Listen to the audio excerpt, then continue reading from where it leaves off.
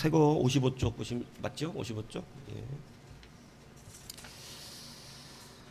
자, 성경에 이제 18절 오늘 17장 18절에 보면 성경을 옆에 두라는 말씀이 나옵니다. 왕위에 오르거든 이 율법서의 등사본. 이 등사본이 뭔지 아세요? 그대로 복사해내는 거잖아요.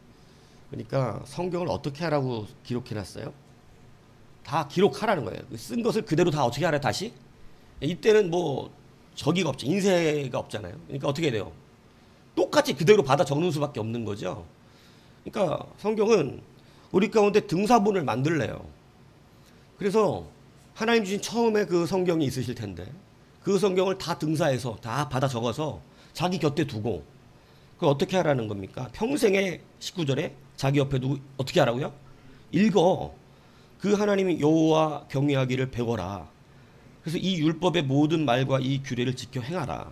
그리하면 자 보세요. 굉장히 중요한 말입니다. 성경을 우리가 읽으면 우리가 복을 받는 이유, 우리가 하나님의 은혜와 우리에게 주신 그 능력의 은혜들이 떨어지지 않는 방법이 마음이 형제 위에 교만하지 않게 되는 거예요.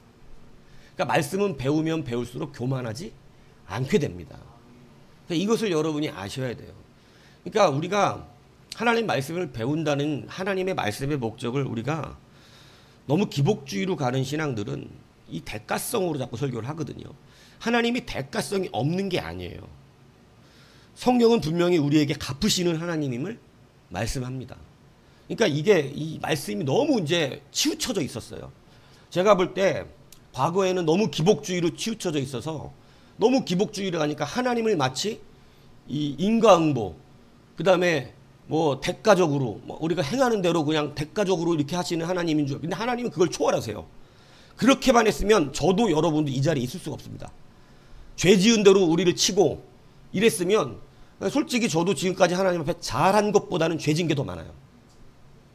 안 그렇겠어요? 예. 사실 죄 진 게 많지 잘한 것보다는 뭐 우리가 하나님 앞에 잘한 게 얼마나 뭐 있겠어요. 제가 기억나는 건 초등학교 때 하나님이 없다고 그런 놈들 때문에 울은 것 하나밖에 기억나지 하나님 그것밖에 기억 못 하시더라니까. 그러니까 뭐 기억나는 게 없어 하나님이 저한테. 제가 하나님 앞에 유일하게 하나님이 저에 대해서 기억하고 계신 단 한 가지가 하나님 없다 그러는 게 분통나서 울은 거 하나예요. 하나님이 저에 대해서 기억하시는 그러니까 여러분에 대해서 뭐 기억하실 것 같아요? 뭐 헌금한 거, 뭐 한 거, 뭐 열심히 전도한 거, 그거 하나 저도 전도 많이 했어요. 저 여러 명 교회다가 끌어다 놨습니다. 예. 특이한 하나님의 능력이 나타나서 전도에 특이적인 권세가 있었어요. 예. 중고등학교 시절, 군대 시절까지 애들 엄청나게 교회다가 딱 끌어다 전도시켜놨어요. 여러분 평생 한 정도보다 훨씬 많이 했어요. 예. 근데 그거 기억 안 하세요. 하나님 그거 기억 못 하시더라고. 왜? 그건 내가 한 게 아니었던 거예요. 특별한 능력이었다니까. 특별한 능력. 저도 내가 한 게 아니었다는 걸 느낄 정도로 하나님이 하시는 일에 잡혀 있었던 거예요. 말만 하면 뭐 꼬꾸라지는 거 어떡해. 내가 하는 게 아니지. 그냥 가라면 가는데 뭐. 그러니까 그런 때가 있어. 하나님이 막 구원해야 되는 그런 시기. 하나님 백성의 시기. 그런데 내가 한 게 유일한 게 있더라는 거예요. 그게 뭐냐면 주 앞에서 진짜 폭풍증이 나서 하나님 없다는 게 너무 원망하고 원통해서 울었던 거. 내가 한 거더라고 하나님 앞에. 하나님 기억해 준 그거 하나야. 정말 하나님 없다는 게 너무너무 원통해가지고 막 우는 거. 하나님 사랑한 거 한 번. 예. 그러니까 아무것도 없어요. 남아있는 게 없을 수도 있어요. 저는 나름 전도 많이 했거든요. 전도가 최고라고 생각했었어 항상. 성경이 명령이고. 그런데 전도도 사랑이 없으면 아무것도 아닙니다. 사랑이 기준이에요. 그러니까 사랑하니까 더 하는 거예요. 여러분 이거 잘 아세요. 율법이 폐해진 게 아니에요. 예전에는 법이기 때문에 했어야 돼. 예전에는 법이니까 교회 나와. 법이니까 남들 도와야 되고 구제해야 되고 법이니까 뭐 이렇게 하고 법이니까 했어야 돼. 근데 주님이 바꿔주신 건 이제 법이니까 하는 게 아니라 사랑이니까 하는 거예요. 사랑은 법보다 더 많이 할 수도 있어. 법은 법에 정해진 만큼만 하지만 사랑은 법이 아닌데 안 해도 되는 거지만 사랑하니까 하는 것도 있어요. 그러니까 이제는 사랑이기 때문에 모든 것은 기준이 되는 거예요. 그러니까 세상 지금 제가 새로운 율법주의자들이었다 그러면 11조 안 해도 된다는 사람들, 그 사람들 뭔가 지금 성경을 오해도 아니 사랑하면 더 한다니까. 11조의 문제를 얘기하는 게 아니에요. 지금 하나님이 네가 나를 사랑하면 어떻게 하겠느냐를 묻고 계시는 거예요. 근데 무슨 헛소리를 하고 있냐고. 지금 사랑을 하고 있는 것을 묻고 계시는 건데. 새로운 율법주의자라니까요. 잘 기억하셔야 됩니다. 그런데 여러분 속으시면 나중에 큰일 납니다. 사랑하면 어떻게 하겠느냐는 거예요. 사랑. 여러분 자식 키우는 게 자식 유기하면 법으로 걸려서 키우는 거 아니잖아요. 왜 키우는 거예요? 사랑하니까 키우는 거예요. 최소한 유기 못하게 법으로 막고 있는 것 뿐이지, 그것으로 애를 키운다면 그 사람 최고 불쌍한 사람이지. 법에 걸릴까봐 애 키우고 있다면, 법에 걸릴까봐 애를 못 버린다면 그건 불쌍한 사람이야. 하나님의 법 때문에 어쩔 수 없이 교회 나온다. 법 때문에 내가 이렇게 하고 있다. 이 불쌍한 거다. 이 얘기를 하는 거예요. 하나님을 사랑하고 하나님 나 사랑하시고. 여러분 서로가 교회 안에가 성도가 서로를 진실로 사랑하면요, 세상의 때가 벗겨지면, 세상의 때가 있으면 진실로 사랑하기가 어렵습니다. 너무 이상한 조건이 많아요. 세상 사람들을 저도 세상에 있을 땐 잘 몰랐는데 이제 교회 와서 그리스도 안에서 살다 보니까 세상 사람을 상대하는 게 참 제약이 많다는 걸 느끼는 거예요. 왜냐하면 이게 서로 상대하는 게 좀 달라요. 예. 우리는 순수하게 다가가려고 하는데 그들은 그걸 순수하게 왜냐하면 너무 세상 때가 묻어서 순수성이 이뤄진 거예요. 그러니까 우리도 참 무서운 시대를 살고 있는 거죠. 근데 여러분 분명히 성경이 우리 가운데 성경을 읽어라. 어떻게 하라고? 등사를 해서 읽어라. 복사해갖고 읽어라. 이 얘기하는 것이죠. 여러분 그래서 이 말씀을 가지고 성경을 번역하고 여러 사람들의 말로 이렇게 만드는 작업은 매우 성경의 명령을 따르는 작업이다. 이 얘기를 아셔야 한다는 것입니다. 성경을 우리가 다 복사해서 가지고 있었어야 돼요. 근데 예전에 여러분 중세시대만 해도 성경을 제대로 이렇게 복사할 수 있는 인쇄술이 없었잖아요. 그렇기 때문에 일일이 성경을 만들려면 어떻게 됩니까? 다 기록해야 됩니다. 근데 그때 당시에는 종이가 흔하지 않아요. 그래서 어떻게 해야 돼요? 막 양피지, 그죠? 양 가죽 같은 거, 이런 거, 이런 데다 해야 되잖아요. 그리고 막 풀 막 얇게 넓혀가지고, 그죠? 이렇게 하는 그런 데다가 성경을 기록해가지고 일일이 소장을 하려면, 이 등사를 가지고 있으려면 그때 다시 성경 한 권 값이 중세시대 1억 원입니다. 그러니까 성경을 살 수 있어요, 없어요?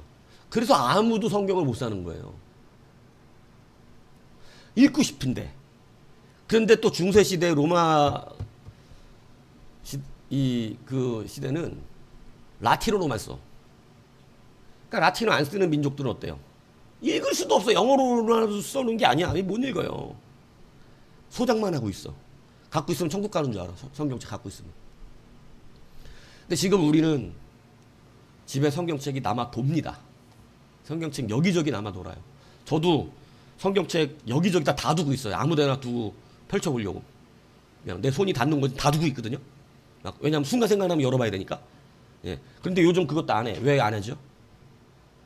휴대폰이 있어. 휴대폰에 성경이 딱 나와.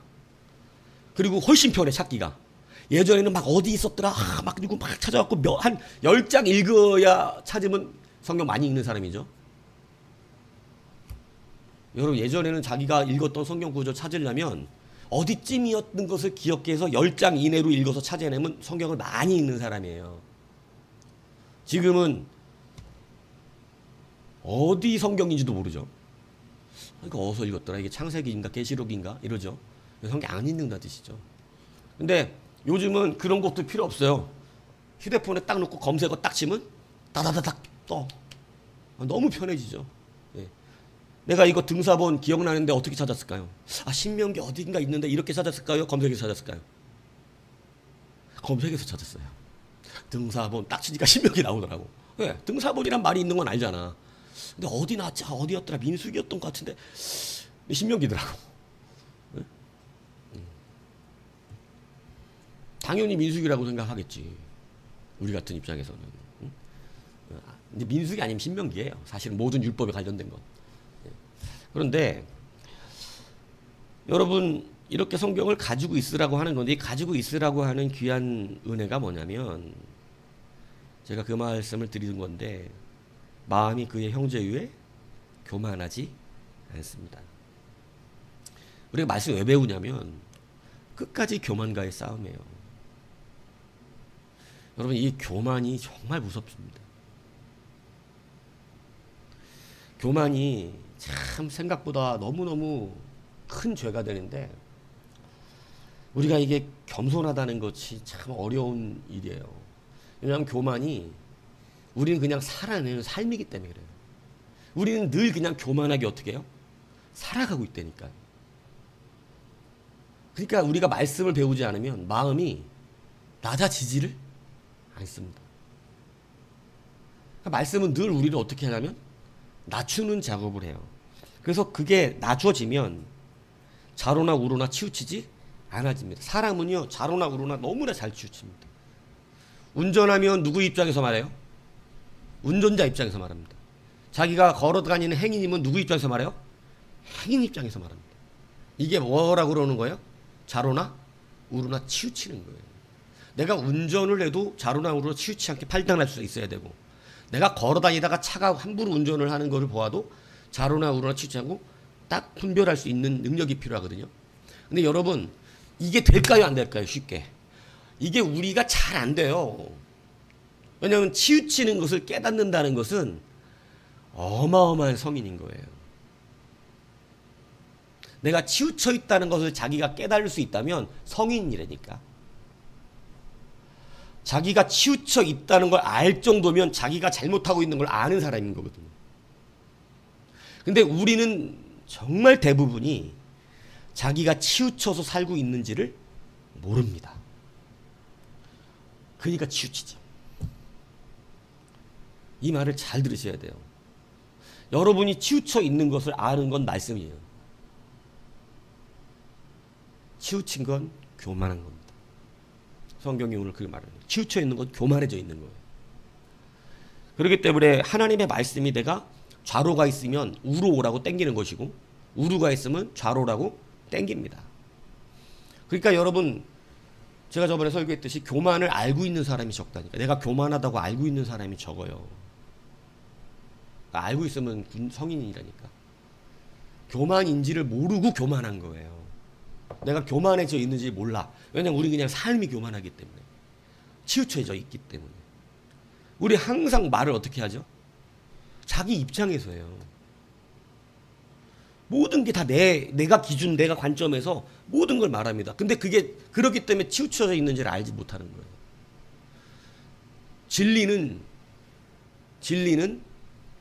말씀이기 때문에 말씀을 보면 사람이 교만해질 수가 없어요. 말씀 받을 줄 알면 그렇게 되는 거예요. 말씀을 못 받으면, 왜냐하면 치우쳐 있는 사람은 내가 치우쳐 있다는 걸 인정하기가 싫기 때문에 말씀이 내가 치우쳐 있음을 가르쳐줘도 잘 안 받으려고 하는 습성이 있어요. 인간은 자기 보호 본능이 강하거든요. 그죠? 근데 그것이 이제 내려놔진 것이 겸손한 거예요. 그래서 말씀이 내가 치우쳤음을 가르쳐줄 때, 내가 너무 치우쳤네. 이렇게 깨닫고 제자리로 돌아오는 것. 그죠? 그것을 회개라고 표현하는 것입니다. 그죠? 예, 그걸 회개라고 표현하는 거예요. 그리고 자꾸 치우치는 걸 하마르티아. 뭐예요? 그걸 죄라는 거예요. 벗어나고 있다는 거예요. 그죠? 아시겠죠? 그러니까 여러분 우리가 치우쳤다는 말은 다른 말로 죄라는 것을 말하는 거고, 성경은 여러분에게 뭐를 지적해요? 죄. 죄는 곧 이퀄 교만입니다. 똑같이 취급해요, 성경. 죄는 곧 교만으로 취급해요. 그렇기 때문에 여러분 우리가 얼마나 교만한 죄를 쌓고 있는가. 인간의 최초의 죄가 뭘까요? 교만입니다. 죄는 다 교만이에요. 누구와 같이 되고 싶었어? 하나님과 같이 되고 싶은 교만이에요. 치우쳐버린 거예요. 말씀의 중립 앞에 서지 못했던 거예요. 진리 앞에 서지 못했어요. 그래서 우리가 늘 갖고 있어야 되는 게 뭐라는 거예요? 말씀이에요. 이걸 갖고 계속 읽으라는 거예요. 그죠? 그러면 하나님 말씀 앞에 서야 여러분이 눈이 정리되지 않습니다. 치우치지 않으셔야 돼요. 왜냐하면 치우치지 않으면 그 사람 소망이 있어요. 근데 치우치면 이제 흔들립니다. 근데 이 시대가 치우친 거 바로 잡지 않는다는 게 문제인 거예요. 왜냐하면 내비둬도 되거든요. 교회가 운영만 되면 되잖아. 교회 입장에서 사람 많이 모이고 헌금 적절하게 나오면 이게 기업으로 따지면 그럼 된 거예요. 그러니까 여러분, 기업화되는 교회들이 왜 그러냐면, 목회를 안 한다고 제가 말하는 게 뭐냐면, 교회가 그냥 돌아가. 그냥 교회가 헌금 잘 돌아가고, 교회 하는 거, 이기저기 형식적으로 선교하고, 구제하고 하는 거, 돈 나가는 것들 잘 돌아가고, 교회 차량 운행하고, 사례비 나가고, 이렇게 하는 일들에 이상 없이 재정만 돌아가잖아요. 그러면, 교회는 걱정이 없어요, 사실. 뭔 걱정하겠어? 교회가 돈 빵빵하게 잘 돌아가고 있는데. 사람들 적당하게 있고, 왔다 갔다 하는 사람들 없을 수 없으니까 왔다 갔다 할 것이고, 큰 교회들 입장에서 볼 때 목회 되겠어요? 배 부르면 목회 되겠어요?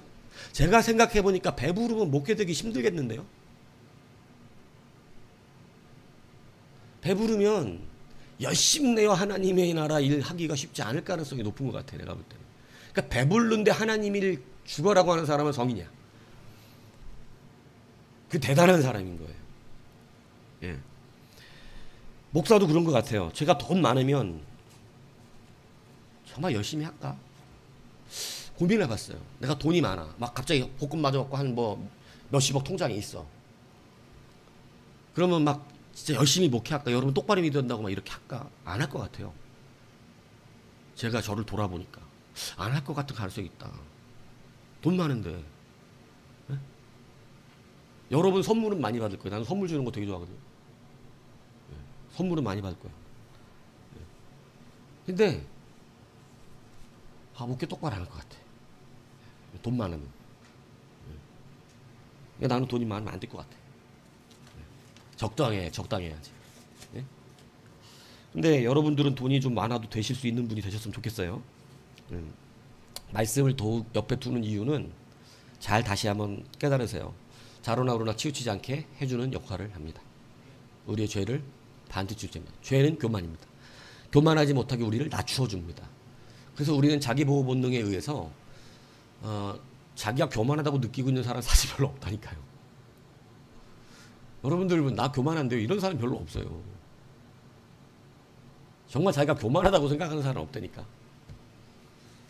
제가 예전에 되게 교만하다고 생각하는 분들이 교회 안에 있었는데, 그분들이 자기를 교만하다고 생각 안 해요. 어떻게 돼 있는 거예요? 남들이 볼 땐 다 그 사람 교만하대. 근데 자기는 교만하다고 생각하지 않아요. 근데 그게 그 사람의 모습이 아니라 실질적으로 모든 우리들의 모습이라니까요.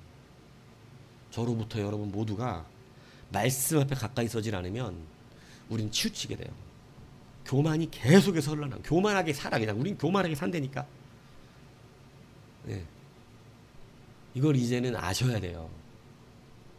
여러분 저 교만한 거 없는 것 같은데 그렇지 않다니까요. 말씀을 들으면 딱 교만한 게 티가 나잖아요.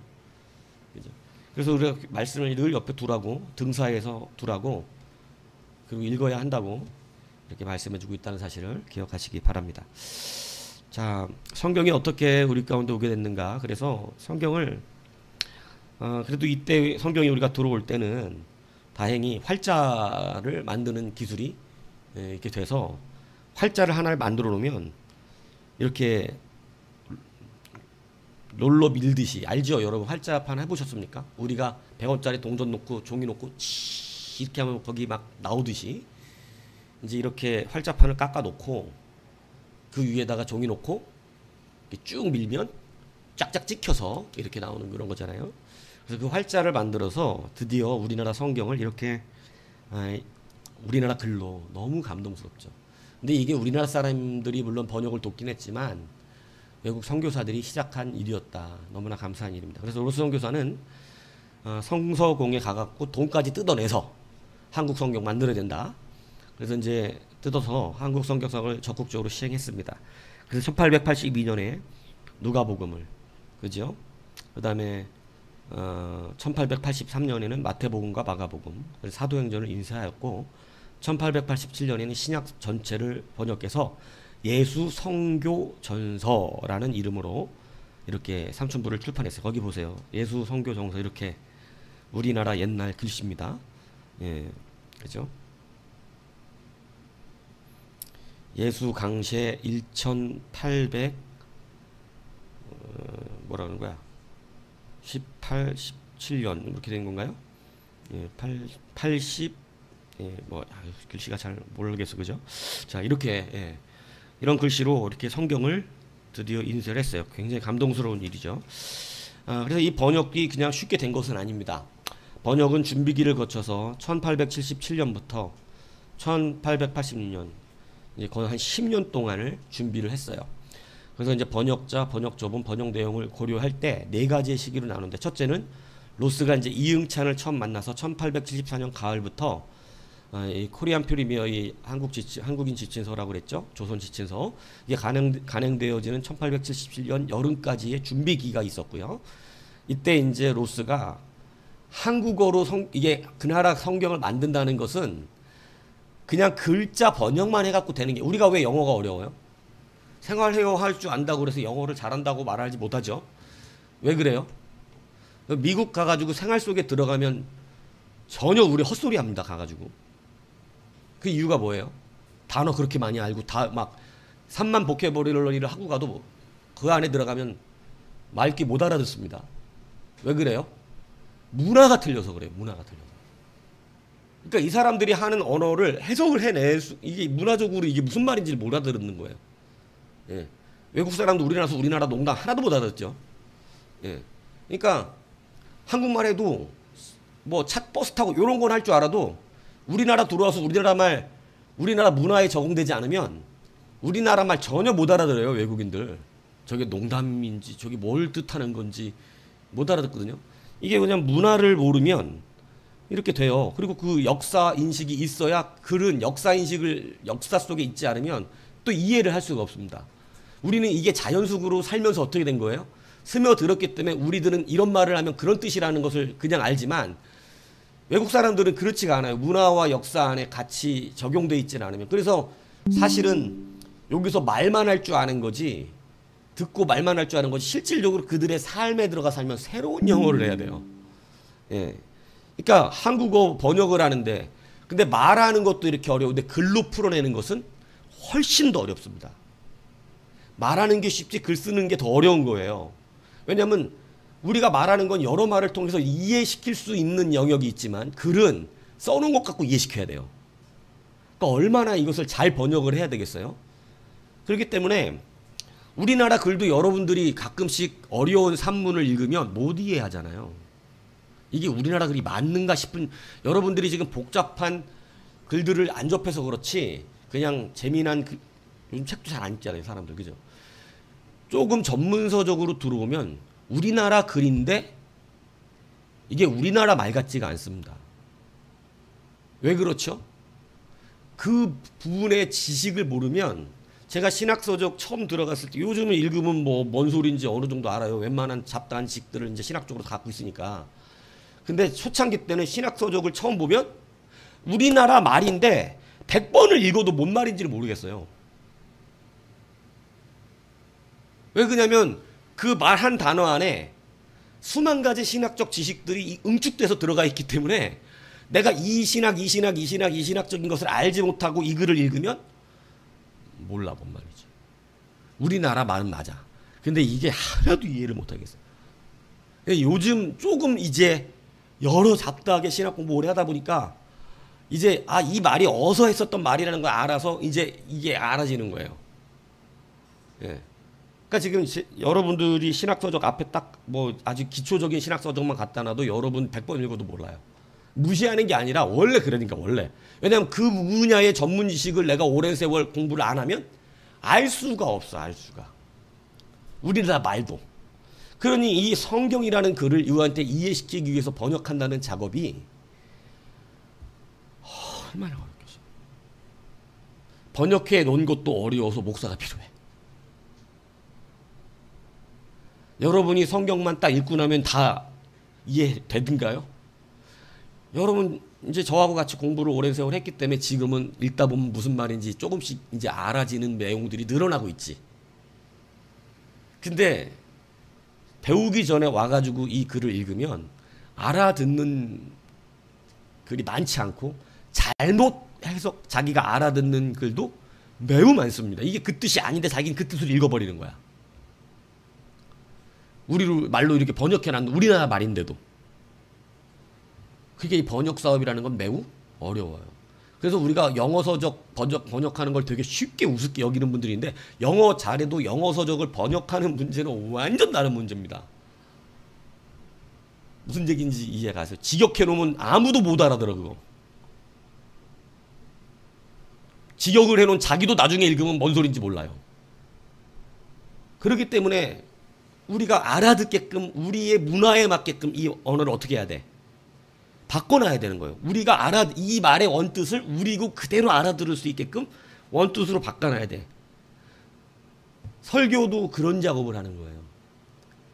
문서와 하나님의 이 텍스트와 청중과 청중이거든요. 여러분, 그러니까 하나님과 그 다음에 이 말씀이 여러분들에게 청중에게 흘러가는 중간에 이 번역, 그죠? 해석 작업을 거쳐서 적용의 작업이라는 걸 거쳐 여러분들에게 흘러가고 있는 작업을 하는. 이게 그러니까 보통 작업이 아니에요, 이것도요. 여러분의 삶에 맞게끔 흘러가야 되는 거기 때문에. 자, 그런데 이걸 말로 하는 건 그나마 쉬운 거예요, 말로 하는 건. 예, 근데 글로 만든다는 것은 굉장히 어려웠던 일이었습니다. 그러니까 로스가 뭘 했냐면 한국의 소설을 읽어야 되고요. 왜냐하면 소설에는 그 나라의 문화와 이 역사가 많이 들어가잖아요. 그러니까 한국 소설을 굉장히 연구하고 역사, 문화를 익히는데 엄청나게 힘을 기울입니다. 그러니까 성경 해석을 그냥 할 수 있는 게 아니라 그 나라 문화를 먼저 접해야 되는 거예요. 이 사람들이 어떻게. 그리고 나중에 이것도 이렇게 했는데도 쉽지 않았어요. 1879년에 이제 한국의 역사와 고대 현대사를 출간해서 정말 로스 선교사가 한국에 대해서 연구를 많이 했습니다. 고대 현대 역사를 다 연구했어요. 한국에 대한. 이 역사 연구를 하지 않으면 성경 번역이 쉽지 않기 때문에 그런 것입니다. 그래서 이런 것들을 다 했어요. 그리고 두 번째는 이제 이것을 먼저 첫 번째 시기가 지나가고 두 번째는 1877년에 여름 이응찬에 의해서 요한복음 번역이 착수되어서 이제는 로스가 영국으로 안식년 휴가를 떠났어요. 그래갖고 인쇄 지원을 받고 그때가 이제 두 번째 시기인데 이때 이제 로스가 6, 7명의 한국인 번역자와 한문 성경인 대표자 역본을 가지고 그러니까 번역 초본이죠. 이걸 갖고 마태복음서 로마까지 번역한 것을 스코틀랜드 성서공회 본부로 갖고 갑니다. 그러니까 이제 이게 두 번째예요. 이걸 갖고 가서 이렇게 지금 초본이 되었다. 그러니까 이것을 우리가 더 번역을 완본해서 인쇄할 수 있도록 어떻게 해달라는 거예요? 돈을 지원해 달라. 이렇게 이제 한 겁니다. 그래가지고 이제 이게 두 번째 시기였다. 그래서 이 번역에 참여했던 조선인이 이응찬, 서상윤, 그리고 최초 수세자 이름 모르죠? 예, 처음으로 세례받았던 사람, 그 다음에 백홍중 등이 있었습니다. 세 번째 시기는 로스가 안식년을 지낸 동안 우장의 맥킨타이어를 주도로 번역이 이렇게 진척되고 수정되는 시기였어요. 그래서 1879년 5월부터 1881년 5월까지 2년 동안의 기간을 이야기합니다. 1879년 신약 번역이 일단 완성되었습니다. 자, 이제 이렇게 일단 완성이 된 신약 번역을 가지고 1888년에는 이제 그리스어 성경 원본이죠. 그리스 성경을 가지고 참고하면서 수정 작업을 진행합니다. 그러니까 이제 우리나라도 이제는 지금 많은 학자들이 자기가 스스로 성경 원문을 보기 때문에 이제 해석을 합니다만은 여러분 이때 성경을 무시할 수 없는 게 이 작업이 없었다면 지금 우리가 그리스 성경을 바로 저도 가끔씩 직역을 해드리잖아요. 근데 그렇게 직역해주면 여러분이 이 성경을 이해할 수 없어요. 저는 본 성경과 직역 성경을 같이 연합해서 설명을 하기 때문에 이해가 되는 거지. 그냥 스브리어를 우리나라 말로 직역을 해버리면 뭔 말인지 하나도 저도 못 알아듣습니다. 그리고 그걸 어떻게 문화적으로 어떻게 써놔야 되는지. 왜냐하면 텍스트는 문화성을 담아내야 돼요. 그냥 영적으로 직역해놓으면 여러분이 영의 세계를 다 아냐고. 그냥 직역을 해놓으면 우리는 이해를 못해. 저도 이해를 못해요. 이게 뭔 말을 하려고 이렇게 말씀하신 거지? 전혀 뭔 말인지 몰라요. 근데 이 작업을 해놨기 때문에 저도 그리스 성경을 가지고 이 성경을 이해할 수 있는 겁니다. 이해 가세요? 예. 그러니까 이게 그리스 성경만 갖고 그리스 성경 배웠다 그래서 그대로 성경 번역해낼 수 없어요. 예. 그리스 성경 알면 그냥 바로 번역하면 되지. 왜 이분들은 굳이 또 한국의 문화와 언어를 배워서 번역한 다음에 또 다시 그걸 가지고 그리스어하고 또 다시 수정 작업을 하고 이랬겠어요. 바로 할 수가 없어요. 여러분 성경 번역이 보통 일이 아니라는 걸 깨달으시라고 말씀드립니다. 우리가 가지고 있는 성경이 정말 귀한 성경입니다. 그래서 이분들이 다시 그리스어 성경 갖고 참고해서 수정을 합니다. 자, 그러면서 그렇게 해놓고 언해본이 뭐냐면 조선 정부에서 발행한 언해본이 뭐냐면 중국말하고 우리나라 말에 이 한문으로 된 원전을 언문, 즉 한글로 번역해 놓은 책이 있어요. 그러니까 중국의 이러한 단어는 한국말에 이거다라고 이렇게 해놓은, 쉽게 얘기하면 요즘 말하면 우리가 뭐 영한사전, 한영사전 이런 거 얘기하잖아요. 이런 사전이에요. 그러니까 이때는 한문을 한글로 사전으로 만들어 놓은 언해문이 있었어요. 그러니까 그리스 성경하고 대조한 다음에 다시 뭐를 해요? 이 언해문을 가지고 또 수정 작업합니다. 이게 제대로, 그러니까 한문에서 번역된 것을 다시 보고 또 확인하는 거예요. 여러분 성경이 그냥 일어난 게 아닙니다. 이게 여러분 왜 우리에게 보다 어떻게 하게 해주려고 말씀을 원문에 가장 충실하게끔 번역을 해주기 위해서 또 원해문을 가지고 이 단어를 검토하고 막 하는 거예요. 자, 그래서 이제 맥킨타이어와 이응천, 최승열 5-6명의 조선인들이 이렇게 세심한 번역 작업을 또 추진했습니다. 그래서 그런 다음에 뭐를 해요? 그 다음에 그럼 발의를 안 해요? 아니에요. 우장에 들리는 조선 상인들을 상대로 번역한 것을 시험하고 이해를 했는가? 이 말을 읽고 어떻게 이해를 했는가 설명해봐라. 이렇게 얘기하는 거예요. 그러면 이 사람이 설명했는데 우리가 원래 성경의 원래의 의미대로 말을 못하면 잘못 이해가 되고 있다는 거잖아요. 그러니까 어떻게 해야 돼? 다시 또 수정을 하는 거예요. 읽게 해주고 이해됐어? 아, 이게 이 말 같은데요? 아이씨, 잘못 이해하고 있네? 이렇게 되면 또 그 수정을 하는 것이에요. 여러분, 그러니까 굉장히 오랜 노력을 하는데 이것에 목숨을 건 겁니다, 사실은. 우리나라 성경 하나를 만들어 주려고. 그리고 이제 맥킨타이어는 그가 접한 조선인들이, 근데 문제가 이제 이거예요. 그렇게 열심히 단어를 갖다 했는데 이게 서북 방언이야. 남한과 북한이 방언이 달라요. 근데 서북 방언이다 보니까 이게 우리나라 남쪽에 사는 사람들은 또 그 단어를 이해를 못해. 우리나라 제주도에 가서 제주도 원래 방언 쓰면 우리 또 이해 못하죠. 그 사람들 말. 거의 이 수준이야. 그러니까 지금은 제주도 사람들이 이제 서울말씨를 많이 알아가지고 서울말씨를 쓰니까 이게 되지. 제주도 본토배기들이 서울말 잘 모르고 서울 사람하고 제주도 본토배기하고 서로 얘기하잖아요. 번역 필요합니다. 잘 못 알아요. 서로 잘 몰라요. 같은 말 같은데 같은 말 아닌 것 같은 이래요. 근데 서북 방언하고 이게 또 우리 이 남한 방언이 서로 다르니까 그렇게 죽어라고 열심히 해서 성경을 번역해놨건만 이게 서북에 한정된 거야. 조선 전체에 영향을 줄 수가 없는 거예요. 그러니까 얼마나 참 안타까웠겠어요. 그런데 이제 그렇다고 이걸 또 할 수 없잖아요. 이 남쪽에 있는 사람들 말로. 그러니까 나중에 남쪽하고 서북은 또 많이 통하잖아. 그러니까 남쪽에 있는 어떤 누군가나 어떤 선교사가 나중에 이 성경을 토대로 남쪽 사람들에게 맞는 성경을 만들어주기를 간절히 기도합니다. 예. 그래서 그렇게 이 번역이 남주 이제 서북 서쪽 지방, 그래 이 쪽이 그 나중에 이제 국내 선교사들에 의해서 그렇게 이제 번역 작업이 또 일어나요. 그게 이제 우리들이 갖고 있는 성경이죠. 자, 그렇게 되고요. 네 번째 시기는 예수 선교전서가 완역됩니다. 그때가 이제 번역이 끝나고 동시에 이제 출판이 이루어졌는데 로스가 귀국했던 1881년 6월부터 1886년 가을까지 이제 이것을 봉천에 있는 심양문관 서원에서 드디어 번역을 하면서 거기서 이제 성경을 찍어내요. 자, 그래서 로스가 채택했던 번역 원칙은 성경 본문의 뜻과 일치하면서 한국어 어법에 맞는 절대 직역이었어요. 그리고 둘째는 영어본보다는 개정 그리스어 성경을 기준으로 한다는 것이죠. 왜냐하면 영어도 또 한 번 이게 이런 식으로 번역이 된 거잖아요. 그러니까 모든 언어로 번역이 될 때 이런 작업들을 다 거친단 말이에요. 그러니까 번역된 걸 또 우리 영어로 우리를 번역하면 이게 또 다른 의미가 될 수 있단 말이죠. 그러니까 최대한 그리스어 번역으로 맞추는 것을 로스는 했었어요. 그러니까 우리나라 성경이 단순 영어 번역이 아니에요. 우리나라 성경은 그리스 번역 성경을 아주 수준 높은, 거기다가 먼저 중국 성경이 만들어졌기 때문에 중국 성경을 많이 참고를 했습니다.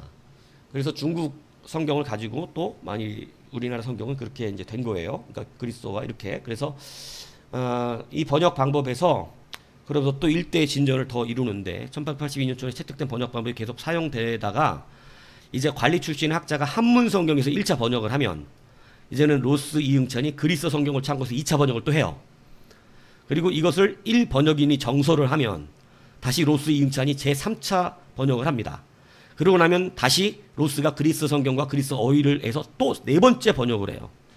그러면 이제 식자공이 누구냐면 이제 목판이나 활판을 만들어서 활에 뜯는 작업을 하는 사람이에요. 그럼 식자공이 드디어 어떻게 하냐면 인쇄를 이렇게 하는 작업을 거쳤어요. 여러분, 우리나라 우리 갖고 있는 성경이 좀 귀하다는 거 느껴지세요? 얼마나 많은 사람들이 고생한 줄 이해 가시죠? 예.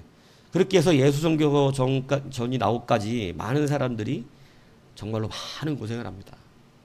그리고 이제 우리가 말했던 이응찬이가 이제 처음으로 성경 번역에 뛰어들었는데, 이 사람이 이제 맥킨타이어에게 한글도 가르쳤고 6년 가까이 예수 성교 전번에 절반 이상을 번역 수정했던 아주 그런 일인데, 바로 세례 못 받았다고 얘기했었잖아요. 왜냐면 술과 그 아편의 중독자였기 때문에. 근데 고향 조선 갔다 와서 다 끊고 새 사람이 되어서 난 세례 받겠습니다. 얼마나 결단이 강해요. 세례 받으려고 아편 중독자가 아편을 끊어냅니다. 주님께 세례 받은 백성이 되고 싶은 일념 하나로. 여러분 좀 본받아야 되지 않겠어요? 그죠? 세례 받으려고 중독자가 아편 중독이 되게 힘들다 그러거든요.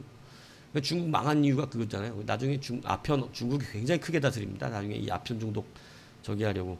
영국이 좀 그런 거 보면 못된 짓도 많이 한 거예요. 근데 여하튼 이 아편을 끊고 오는 놀라운, 이게 인간의 힘으로 참 쉽지 않을 텐데 아마 엄청난 기도를 하지 않았을까. 그래서 결국은 그거 끊고 자기가 원하는 세례를 받습니다. 세례 받고 그렇게 번역 작업이 끝난 다음에 9월에 콜레라로 사망합니다. 하나님 데려가세요. 예. 그래서 그는 이것을 사람들은 이제 저기로 봐요. 순교로 봐줍니다. 그렇게 해서 그는 그렇게 중국에서 끝까지 헌신하다가 마지막 인생을 맞이했고요. 이 의주 방언의 한계가 있었어요. 왜냐하면 그 지역밖에 못 쓰잖아요. 그러니까 이제 예수성교 번역팀이 이제 1882년에 서울 출신이 드디어 학자들이 동참합니다. 그래서 1882년 로스의 제1번역인이었던 전직 관리가 서울에서 온 사람이었는데, 그 사람도 이제 세례를 받고 서상륜에 의해서 7번째 수세자가 되었는데, 이제 서울 학자들이 오기 시작. 그 다음에 또 서울 학자가 와가지고 세례를 받으러 왔다가 1년 가까이 복음서에서 고린도 후서까지 이제 쉽게 가면 위의 방언뿐만이 아니라 이 남쪽 말 가지고 번역을 합니다. 그리고 또 이모군란으로 국경에 자천되었던 보수파 군인들이 번역팀에 합류해서 서울말로 수정을 많이 돕습니다. 그래서 이제 또 서간도 한인촌에서 온 학자가 번역에 도움이 되는데, 제가 지도 일부러 넣어놨어요. 서간도가 어딘지 보이시죠?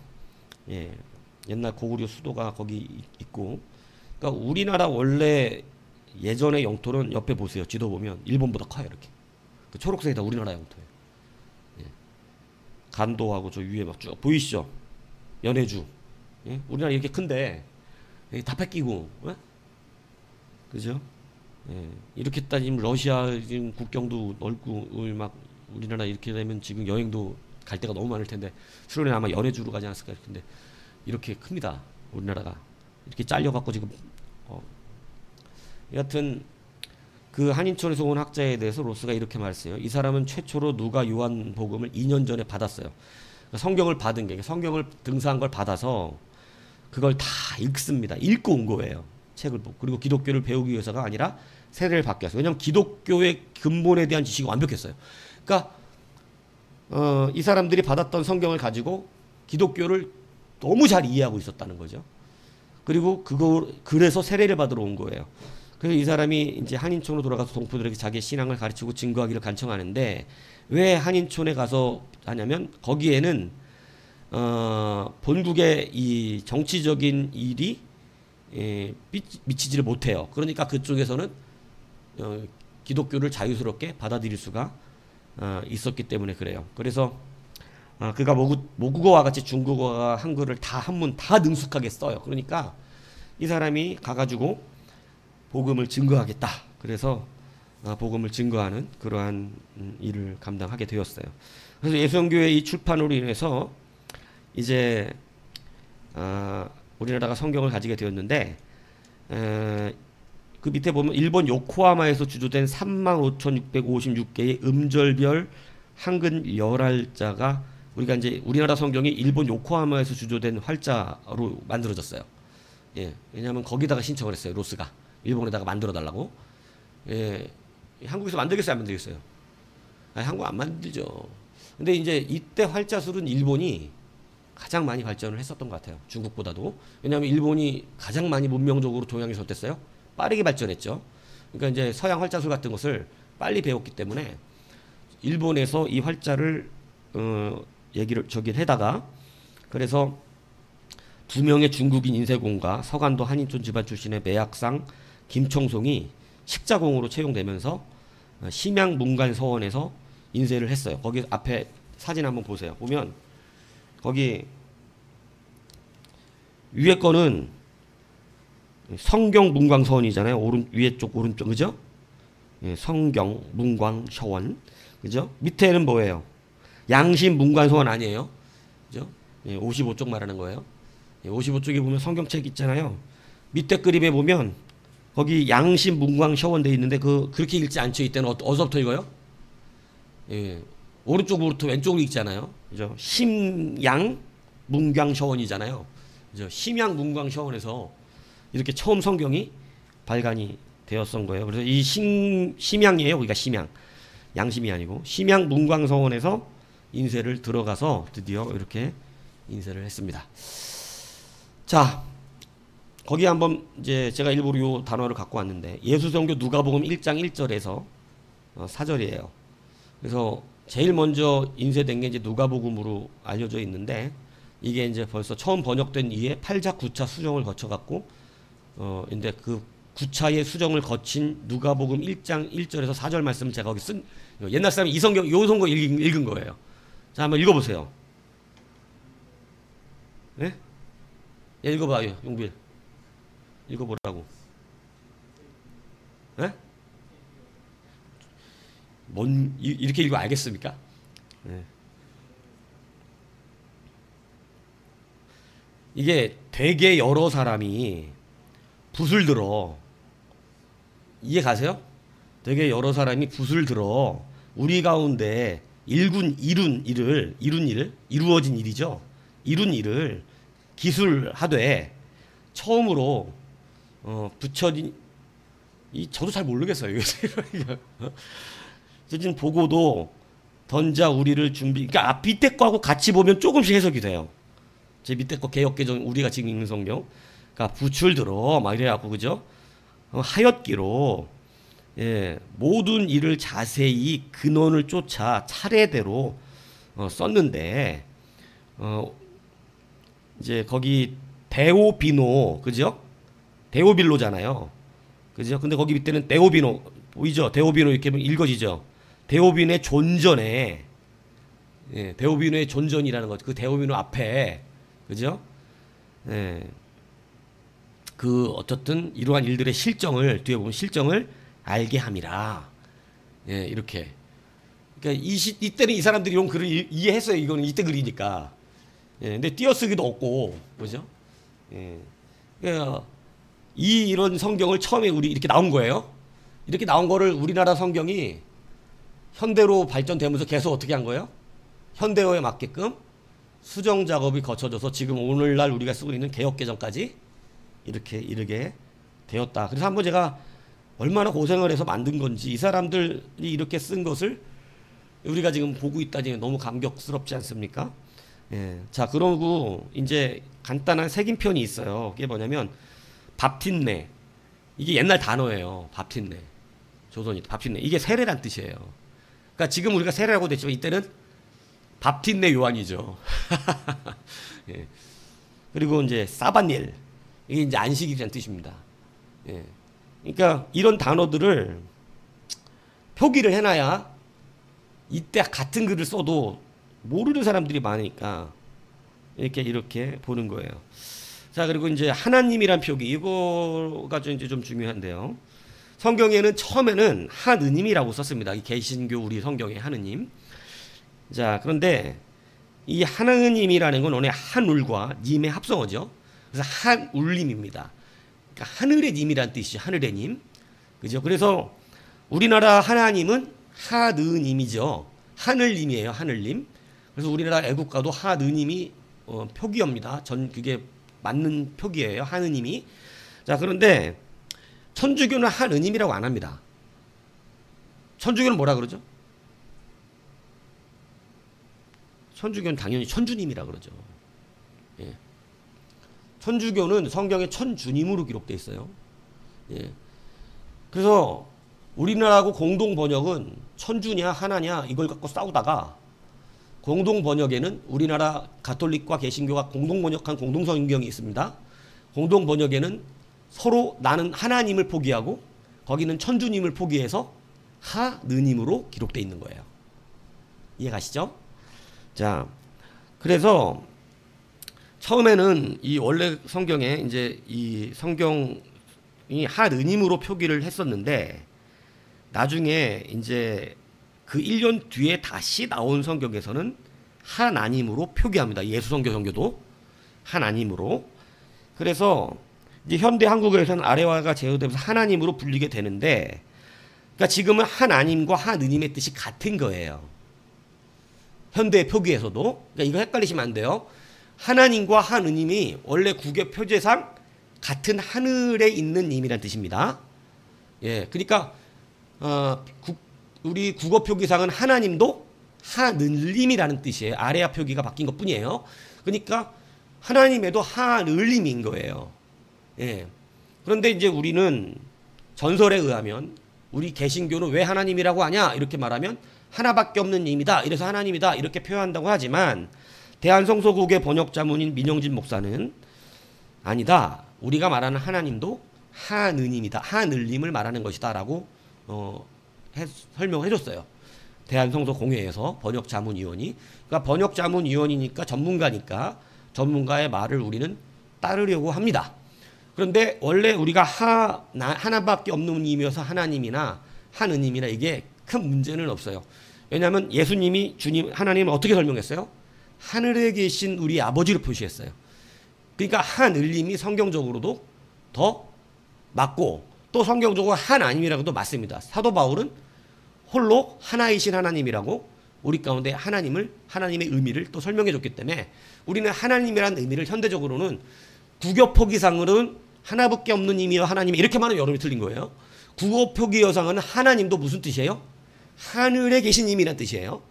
무슨 얘기인지 가시죠. 그러나 우리 개신교는 하나님을 하늘에 계신 님으로도 말하지만 한 분 하나님인 개념으로도 기독교는 사용하고 있다. 이렇게 알고 계시면 된다는 것입니다. 이해 가시죠? 예, 그래서 이때 1년 만에 하느님을 하나님으로 바꿔요. 그 예수성교 정서가. 그러니까 이 의미를 어떻게 왜 하나님으로 했는가를 명확하게 기록해 놓은 게 없으니까 우리가 하나님의 어원을 1년 뒤에 인쇄한 것에는 하느님을 하나님으로 바꿨으니까 우리가 왜 그러면 로스가 하느님으로 초판에는 하느님이었는데 그 다음에 하나님으로 바꿨는가? 이걸 우리가 남겨놓질 않았어. 우리는 이제 조선에서는 하나님, 한 분 하나님으로 기록한다. 이렇게 해놓지 않았다고. 그 쓴 글이 없어요.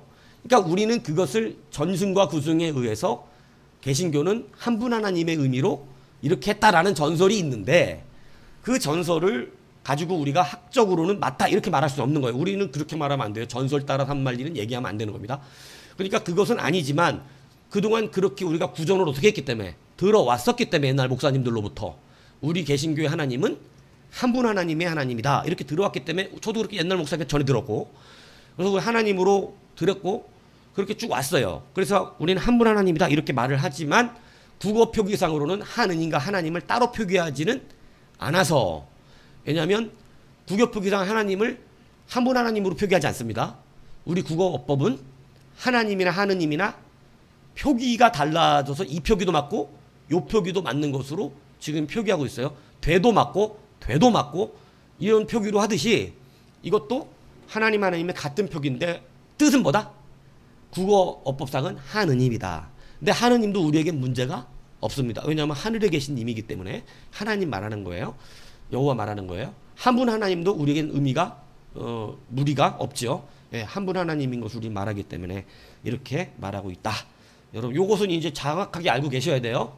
예, 가서 또 이제 이런 거 이렇게 정확하게 알고 얘기를 해야지. 이제 막 우겨대면 어떻게 되는 거예요?